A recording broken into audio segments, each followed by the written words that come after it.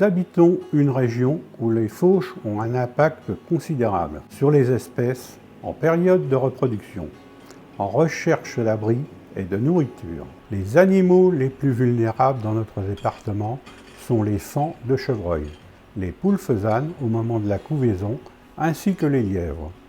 Pour vous fournir un exemple, dans certains départements, sur des parcelles de prairies naturelles ou de trèfles, c'est une mortalité de plus de 20 faisans pour 100 hectares qui a pu être observée. La barre d'effarouchement. C'est un outil agricole destiné à faire fuir les animaux avant le passage de l'outil de broyage ou de fauche du couvert. Pour une utilisation optimale, il ne faut pas rouler au-delà de 10 à 12 km/h. Parallèlement à cette utilisation, il faut bannir la fauche centripète de l'extérieur vers l'intérieur et privilégier une fauche centrifuge de l'intérieur vers l'extérieur afin de faciliter la fuite des animaux. Cette barre peut être utilisée à 2 périodes de l'année, d'avril à août pour la fauche des prairies et des luzernes, et de septembre à mars pour la destruction des couverts d'interculture, cipans, jachères et bandes enherbées. Il est d'autant plus important pour l'agriculteur d'utiliser ce dispositif car il va jouer un rôle sanitaire.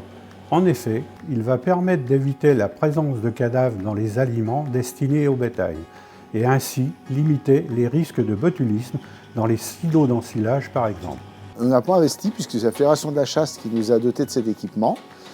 Tout simplement parce que deux choses. La première, la Fédération nous a proposé de participer à une opération de repeuplement de faisans, chose à laquelle nous avons adhéré. Alors depuis, on a plusieurs nichés tous les printemps sur l'exploitation.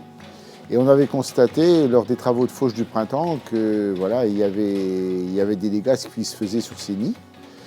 Et la deuxième raison, c'est aussi pour non seulement les faisans, mais aussi tout ce qui est petits chevreuils, faons. On a un territoire qui est pas mal peuplé de chevreuils et tous les ans, lors des fauches, il y avait régulièrement des animaux qui faisaient les frais, quoi. Premièrement, on n'a pas besoin d'être chasseur pour être attristé quand ce genre de phénomène se produit, hein. On n'a pas besoin d'être éleveur non plus, hein.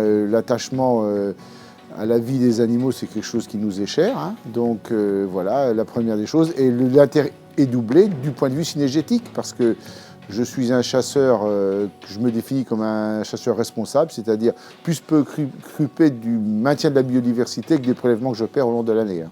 Même si on passe un petit peu de temps lors des travaux de fauchage, on est sûr d'une chose, c'est de mieux respecter la faune, et deuxièmement, d'éviter de confectionner un temps d'ensilage avec éventuellement des risques sanitaires pour le cheptel. Les agriculteurs gèrent la nature au quotidien et sont les premiers producteurs de biodiversité. Les activités agricoles jouent un rôle déterminant et indispensable pour le maintien d'espaces favorables à la faune sauvage. Par exemple, le maintien ou la création d'éléments qui structurent les parcelles agricoles augmente la richesse floristique et favorise la petite faune de plaine, en lui apportant à la fois couvert et nourriture.